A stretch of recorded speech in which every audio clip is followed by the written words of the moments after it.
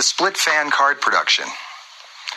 From the first moment I saw this production, I fell in love, and I knew that I would spend my life doing it, and I'll share it with you now. Start with a few cards in your hand, maybe 7 cards, 10 cards. The cards are in back palm position.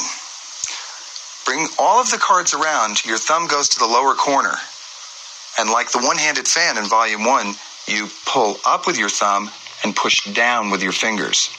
It's very important that the pinky remain at the bottom edge of the lowermost card.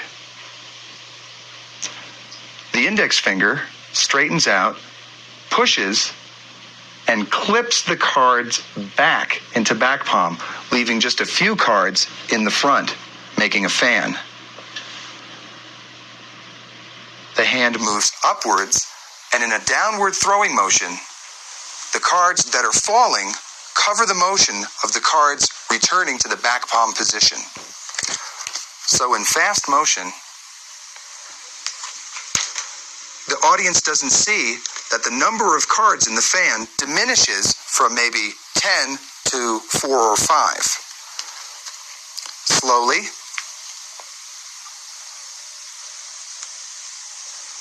the finger comes up. This is the exposed view.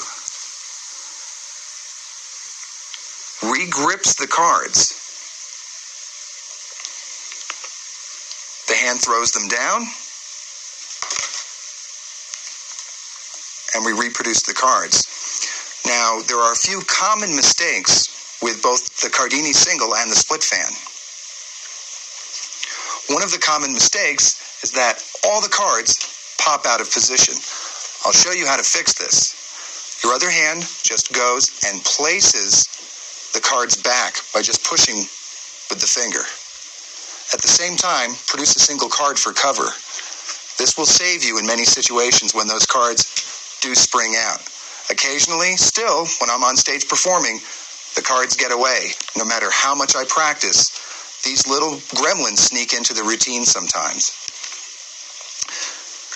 Try to get as little edge showing as possible. You don't want the cards to be sticking out like this. It's a dead giveaway. As little edge as possible. Keep the hand in motion. Don't stop the hand, or the audience will see the corners of the cards. Reach up, bending the fingers, the thumb pushes up, fanning the cards. The index finger climbs up the back, regrips the cards, and the cards are thrown down. There are 2 methods of doing the back palm split fan production.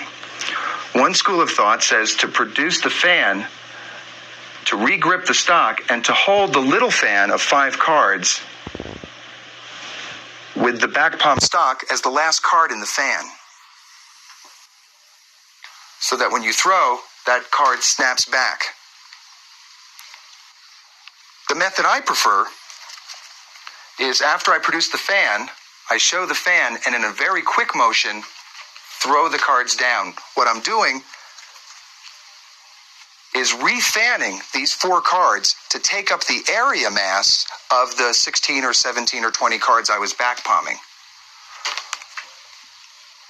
The fan is this big with 15 or 20 cards. As I split, I try to keep the mass that big as well.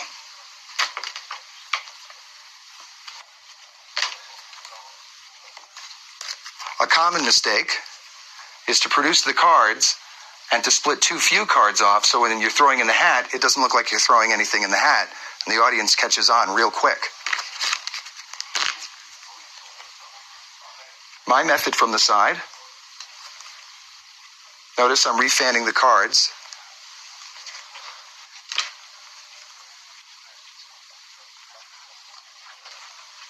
Slow motion. I'm going to need a few more cards for this.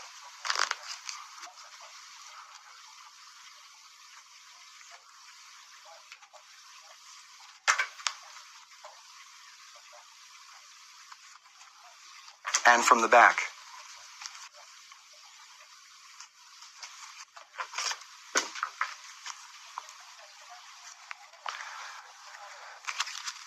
This is going to take hours and hours and hours of practice to get fluid.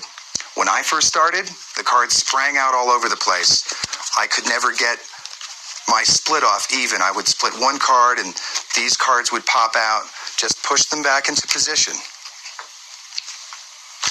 There's many different mistakes that are possible with doing this complicated sleight. Practice it over and over again, and you'll have something beautiful to share with all your audiences.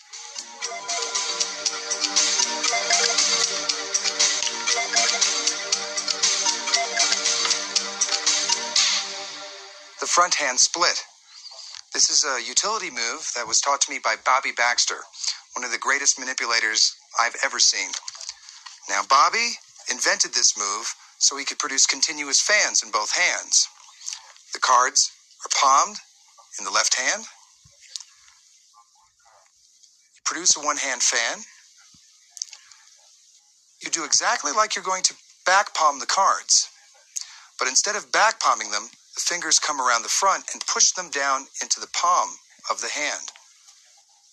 Now you'll need to produce some cards in your right hand for the misdirection, because this is quite a complicated move. So as you produce a fan in this hand, you do the work, you do the move, throw these cards down.